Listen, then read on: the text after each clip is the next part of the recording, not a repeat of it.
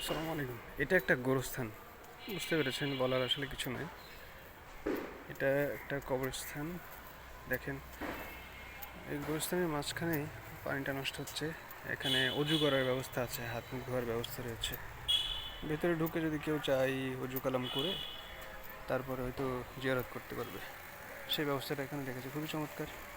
এখানে রাস্তা আছে, একদম গোরস্থানের মাঝখানে একটা শেড আছে, ওখানে মানুষজন অবস্থান করতে পারে রোদ বৃষ্টি ঝড়। আর খুব বেশি বড় না, এর মধ্যে বেশ অর্গানাইজড আর বেশ পুরাতন। যে এই কবরটা যদি দেখি, এটা হচ্ছে 1996 সালের কবর, মানে এখন থেকে আরও বেশ আগের কবর।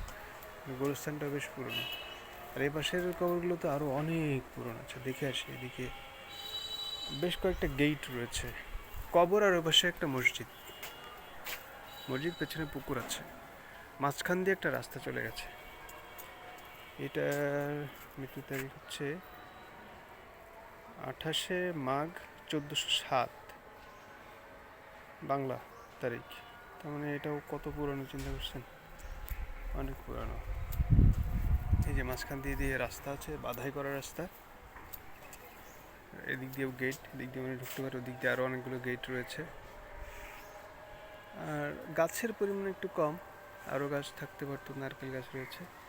আচ্ছা, এখন এই জায়গাটা কোথায়? এটা হচ্ছে রাজশাহীর হেতেমখা বা হাতেমখা এলাকার যে গোরস্থান, সেটা আরও কয়েকটা গোরস্থান রয়েছে। আরও বড় গোরস্থান কালকে রাতে একটা দেখেছি, যে এই গোরস্থানে এসেছি একটু এখানে জিয়ারত করব। এটা বকুল গাছ, প্রচুর পরিমাণে ফল হয়েছে, মাশাল্লাহ প্রচুর পরিমাণে ফল হয়েছে। জাস্ট দেখেন, এত ফলে ভরপুর বকুল গাছ আমি কখনো এর আগে দেখিনি অবশ্য, প্রচুর। যাই হোক, এই ভিডিও কেন করলাম? ভিডিও করলাম এই কারণে যে আমি ঢাকার একটা কবরস্থানের ভিডিও করেছিলাম, যে কবরস্থানগুলো আসলে এরকম অর্গানাইজড হওয়া উচিত, স্পেশালি গ্রামে যেসব কবরস্থান আছে। অন্যান্য আমাদের গ্রামের কথা বলি, দিনের বেলাও কিন্তু ওর আশপাশ দিয়ে মানুষজন যেতে চায় না, এতটা মানে ভয়ঙ্কর করে জঙ্গলাকীর্ণ করে রাখা হয় এবং খুবই আনঅর্গানাইজড।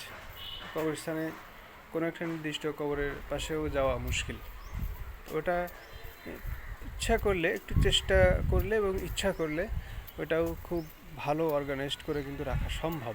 হ্যাঁ, তো এটা জাস্ট দেখাচ্ছি যে কী, এটার আইডিয়া তো দরকার। তো ঢাকারটা দেখিয়েছি, এটা রাজশাহীর একটা, রাজশাহী সিটি কর্পোরেশনের মধ্যেই পড়েছে। এটা কি চমৎকার করে রেখেছে। এবার আমি আরও বেশ কিছু গোরস্থানে গিয়েছি, সেগুলো মানে খুব ঢাকার সিটি কর্পোরেশনের মধ্যে না, বাইরে, তাও খুব সুন্দর করে রাখা হয়েছে। এখন যা করে তারা বেশ অর্গানাইজড করে করে। তো আশা করি একটা ভালো আইডিয়া পেয়েছেন। কবরস্থান দেখেন, এটা হলো একদম শেষ ঠিকানা, মরার পরে সব শেষ, একদম 1 সেকেন্ড 1 মুহূর্তের মধ্যে সব শেষ। তো এই জায়গাটা যত সুন্দর করে রাখা যায় ততই ভালো। এখানে মানুষজন, গোরস্থানের জন্য মানুষ আসতে আগ্রহী হয়, দোয়া কালাম করে।